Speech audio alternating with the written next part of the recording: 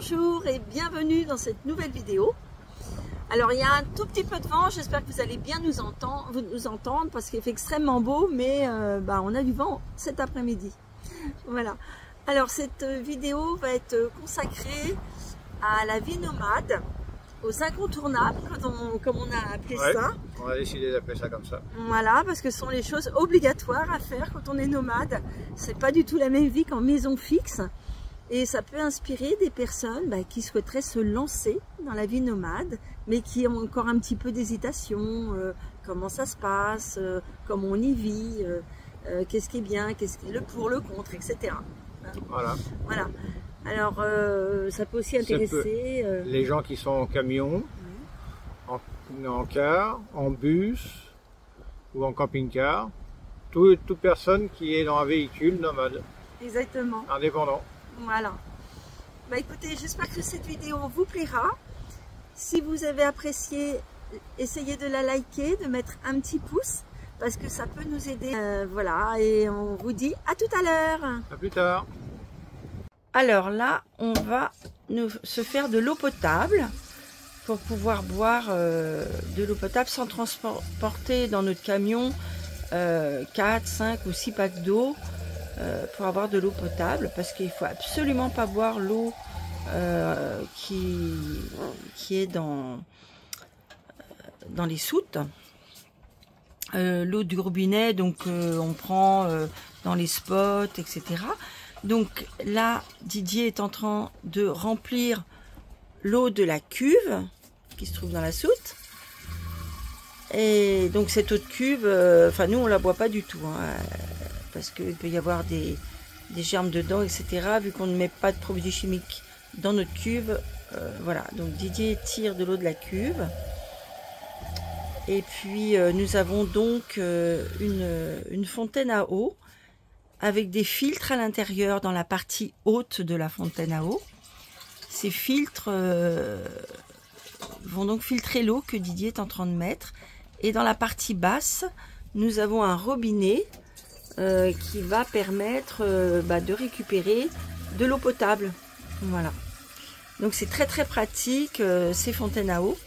Et puis le jour où on ne trouve vraiment pas d'eau pour mettre dans la fontaine, hein, de l'eau du robinet, ça peut arriver, on ne trouve pas de spot, etc.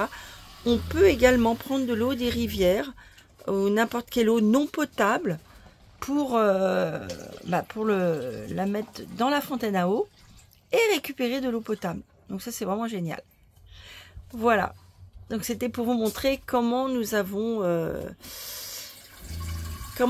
l'eau potable sans transporter 2 packs d'eau dans le camion.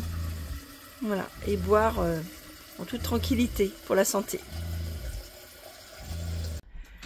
Ah, Didier qui rentre. Tu viens d'où, Didier?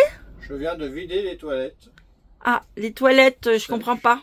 Les toilettes sèches. Les toilettes sèches. Ok. Et là, tu vas faire quoi? Je vais les remettre en place pour une prochaine utilisation. D'accord. Pour pouvoir les réutiliser, hein, c'est ça? Ok. Donc tu les as bien nettoyés. Tout a été fait comme il faut. Ok. Prêt à servir. D'accord. Et voilà. Alors, des toilettes sèches, je ne sais pas si tout le monde connaît. C'est dans la vie des nomades. Beaucoup de nomades ont des toilettes sèches. Donc, je vous présente les toilettes sèches. Tu peux nous ouvrir le couvercle? Ok, super. Alors, ces toilettes sèches ont 2 compartiments. Le premier compartiment devant pour les liquides et le compartiment arrière pour le solide. Le solide. Voilà, excuse-moi, je cherchais le mot. C'est pas grave, on a trouvé. Voilà. Alors, dans le compartiment liquide, c'est ce que Didier venait de nettoyer. C'est-à-dire qu'il va vider le liquide et nettoyer la cuve. Il l'a remis. Alors, l'intérêt de ce genre de toilette, c'est que c'est naturel. On n'y met pas de produits chimiques dans la nature. Hein, on ne vide pas des toilettes avec des produits chimiques. Donc, on peut vider nos toilettes partout. Oui. Hein. Et puis, donc la partie solide, excuse-moi, décidément, j'y arrive pas. Eh bien, nous y mettons des copeaux de bois. Des copeaux de bois que nous achetons à l'animalerie. Voilà. Absorber les odeurs et puis tout ce qui va pas. Exactement. Exactement. C'est très c'est anti-odeur et en plus ça absorbe, donc il n'y a aucun souci. Ça sent très bon dans la buanderie, on n'a aucun problème. Voilà, donc je voulais vous présenter donc cette petite particularité nomade. Alors l'avantage aussi c'est en eau, hein, ça nous fait il n'y a pas d'utilisation d'eau. Voilà, il n'y a pas d'utilisation d'eau et ça nous économise. Ça économise des litres et des litres. Voilà, parce que nous avons une cuve de 125 litres d'eau. Donc on doit économiser l'eau, puis l'eau est précieuse hein, de toute manière. Ça nous sert beaucoup. Exactement. Voilà, donc je vous ai expliqué un petit peu comment les nomades vont aux toilettes. Ça fait partie de la vie courante. Voilà. À très vite. Alors aujourd'hui, je voudrais vous présenter notre machine à laver, le linge. Donc c'est une machine, c'est la marque One Concept DB004. Voilà. Alors c'est une bonne machine, assez costaud quand même, hein, puisque c'est une machine qui peut laver le linge jusqu'à 4,5 kg. Hein, donc c'est quand même pas mal. Le système en fait, vous avez un bouton, un bouton ici, donc qu'il faut mettre sur la position normale pour que l'eau ne se vidange pas quand vous remplissez l'eau. Ensuite, à l'intérieur, donc vous avez le linge qui est en train de se laver. Donc on met le linge dedans, on y met la lessive et puis ensuite on remplit jusqu'à ce que l'eau soit un petit peu au-dessus du linge. Et puis ensuite on referme et on tourne ce bouton qui fait environ 20-25 minutes de lavage. Voilà. Donc si vous souhaitez que c'est pas suffisant, moi je sais que je le mets deux fois 20-25 minutes pour que ce soit bien lavé. Voilà. Donc pour l'instant le linge tourne et on va se retrouver après pour le rinçage. Donc voilà, donc notre machine à laver le linge. Voilà, donc ça ne tourne plus. Le linge est lavé. Donc on va vidanger. Donc vous voyez, sur le bouton, c'est revenu à 0. Alors pour vidanger, c'est celui du milieu où je vais le mettre sur drain, vidange. Hop. Et à partir du moment où je mets le bouton là, ça se vidange. L'eau descend. Et toute l'eau va aller dans la cuve des eaux usées. Voilà, donc on va laisser vidanger.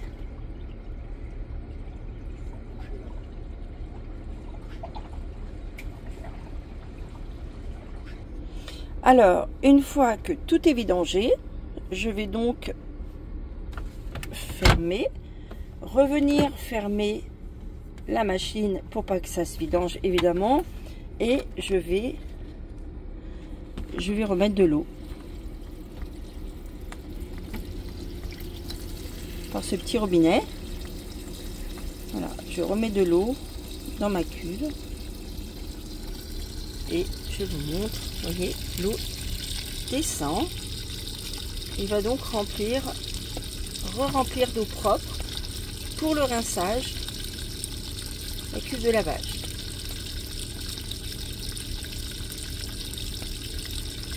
Et nous allons remplir jusque que le linge soit recouvert. Alors il faut mettre même un petit peu plus pour le rinçage parce que bon, j'aime bien que ce soit bien rincé.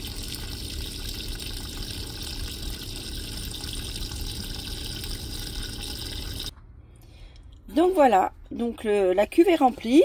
Je vais pouvoir faire retourner la machine pour qu'elle nous rince le linge. Voilà, vous voyez, la machine retourne et va plus laver mais rincer le linge. Voilà.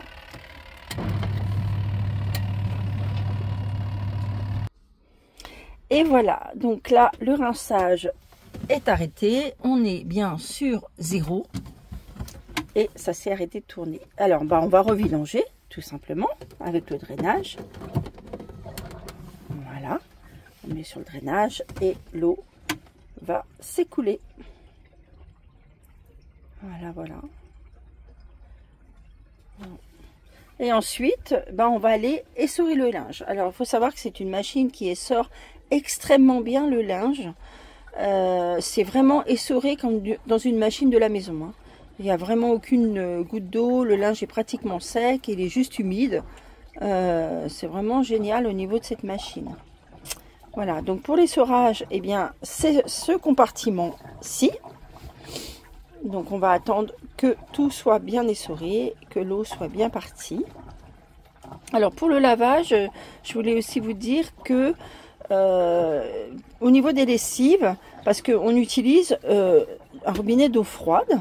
Après, vous pouvez très bien utiliser, vu que la machine à laver est dans la buanderie, la salle de bain, on pourrait utiliser le pommeau de douche pour, avec ce tuyau bien évidemment, pour aller mettre de l'eau chaude, mais c'est vraiment inutile parce que ça lave très très bien à l'eau froide, vu que maintenant, je vais vous montrer, il y a des lessives que l'on peut trouver.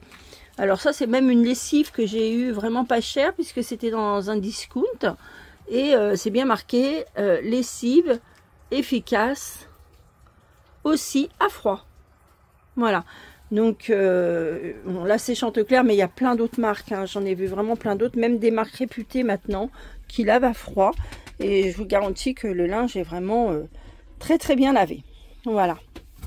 Alors je vous montre pour l'essorage. Donc c'est un peu pas le même système. Donc là on a une cuve qui s'ouvre. À l'intérieur, il faut enlever cette petite grille qui va compresser le linge un petit peu. Donc on va prendre le linge, on va faire une première partie, hein, pour que vous voyez. Alors bon, ça s'en mêle un tout petit peu, mais c'est normal, hein, même dans les machines de la maison, ça s'en mêle. Hein. Voilà, donc je vous montre sur une petite partie d'essorage que je vais aller chercher. Voilà. Alors, j'ai même mis des grandes serviettes, hein, vous voyez, il y a même des grandes serviettes de douche, hein, c'est pas la petite serviette, hein, il y a vraiment pas, voilà, vous voyez, pour vous dire qu'on peut mettre vraiment du lourd, quoi. Hein. Donc ensuite, je vais prendre la petite grille, je vais la positionner au-dessus, enfin dans ma petite cuve, je vais compresser un tout petit peu, voilà, pas plus, hein. Je vais donc, on referme le couvercle. On referme ce couvercle là, parce que la différence c'est qu'au niveau de l'essorage, si on ouvre le couvercle, ça arrête de s'essorer. Alors que le lavage, vous avez vu, on peut ouvrir le couvercle. Et donc ici, nous avons le bouton tout simple, hein, qu'on retourne. Et voilà, le linge s'essore. Alors, comme je vous disais, on ne peut pas ouvrir. Vous voyez, si on ouvre, ça s'arrête. Voilà. Donc, je vais être obligée de recommencer le démarrage. Voilà. Alors, ça fait un tout petit peu de bruit, mais voilà, une fois que c'est parti, le bruit est terminé. Hein. Ça dure vraiment quelques secondes. Voilà, voilà. Donc ça, c'est pour cette machine à laver. Alors, comme je vous disais, elle fait près de 5 kg. Hein, donc, on met vraiment du linge. Hein. Alors, nous, on n'est qu'à 2 personnes, mais... je sais que d'autres nomades l'utilisent même pour 4 personnes. Voilà. Et si vous désirez plus d'informations, mettez dans les commentaires vos questions et franchement, je ferai un plaisir de vous répondre. Tiens, voilà Didier. Est-ce que tu peux nous présenter un autre incontournable de la vie en nomade? Oui, c'est les eaux usées. Les eaux usées, ah ouais. Alors, je vais te suivre, puis tu vas expliquer... Suivez-moi, je vais vous expliquer comment ça se passe. Voilà, donc je vais te suivre. Alors, on va rejoindre Didier de l'autre côté du camion. Donc, nous sommes sur une aire de service en fait, hein. Je vous explique un petit peu, mais ça pour les nomades vous connaissez, mais pour les personnes qui connaissent pas la vie nomade, voilà, il faut aller sur des aires de service où l'on peut prendre de l'eau et où on va pouvoir vidanger nos eaux usées. Ah bah oui, effectivement, hein, nos eaux usées. Voilà la cuve des eaux usées. Ouais. Alors effectivement, elle est en train de fuir là, ta cuve. Non, j'ai ouvert un peu pour pas que ça déborde. Ah d'accord, ça me rassure. Donc je vais vous l'ouvrir. Ouais, et évidemment ça part.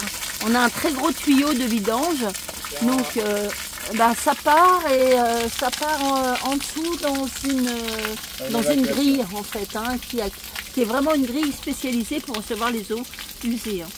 Comme à la maison, hein, quand on vide la machine à laver ou qu'on se lave, eh bien ça peut pas partir n'importe où, hein, c'est dans les égouts, je crois, si je me trompe pas. Dites-moi si je me trompe dans les commentaires, ça se fait bien. Voilà, donc c'est pas fastidieux, hein. Tu le fais tous les... Je sais plus combien, tous les combien on le fait en fait. On le fait au moins une fois par semaine.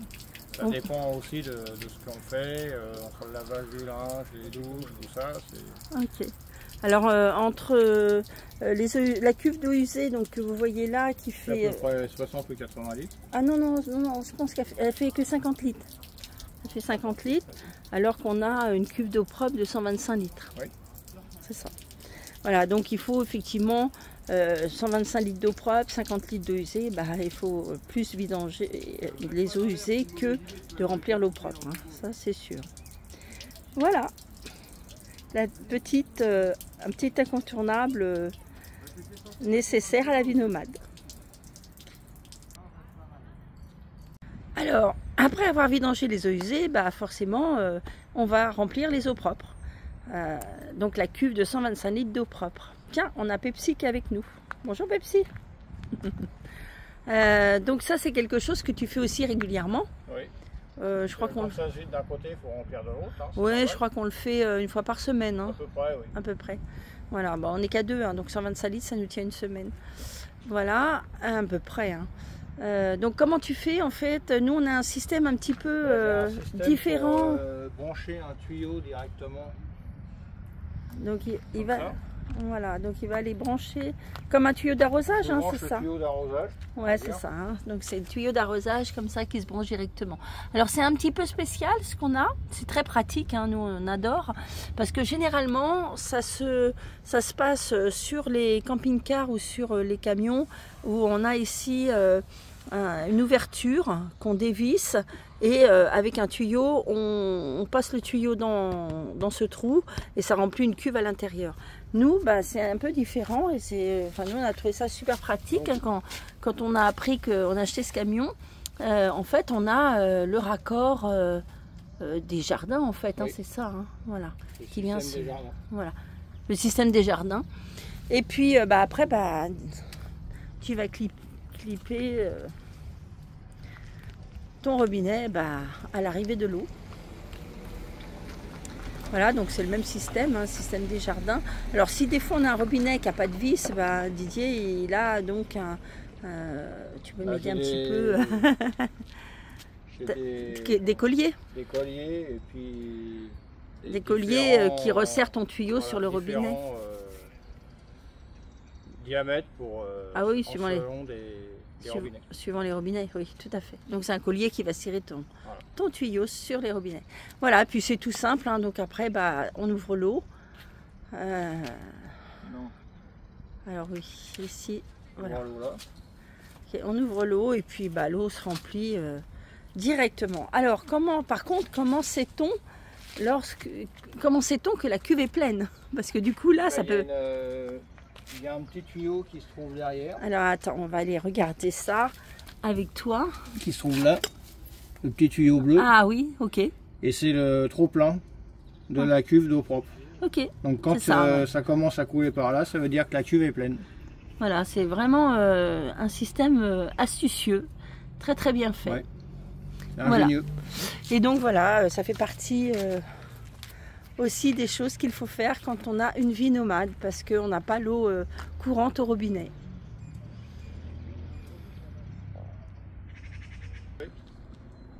Ça y est, ça coule. Ok, super. Et bien voilà. Alors, j'espère que cette vidéo vous aura inspiré, vous aura peut-être donné des idées pour améliorer un petit peu la vie aussi, la vie en nomade, ou vous aura aidé à franchir le pas, je ne sais pas. En tous les cas, bien évidemment, ça c'est notre vie de nomade. Que nous avons choisi. Oui, et tout le monde ne possède pas, par exemple, de machine à laver. Dans ce cas, on peut utiliser les lavomatiques à l'extérieur. On peut utiliser aussi les machines à laver dans les campings. Tout le monde n'a pas non plus de fontaine à eau. Donc, dans ce cas, il faut acheter des packs d'eau. Il n'y a pas d'autre solution. Ou alors des grosses bonbonnes d'eau. De 5 ou 8 litres. Ouais, qu'on vend dans les supermarchés. Et voilà, et tout le monde n'a pas non plus de toilettes sèches. Dans la plupart des camping-cars qu'on vend neufs, il n'y a pas des toilettes sèches. Et dans ce cas-là, il faut utiliser de l'eau. Ce qui donc enlève de l'eau de la cuve propre, hein, comme je vous ai expliqué. Voilà. Écoutez, si vous avez des questions, posez-les dans les commentaires. Je vais vous y répondre. Nous vous y répondrons avec beaucoup de plaisir. Voilà, laissez-nous un petit commentaire.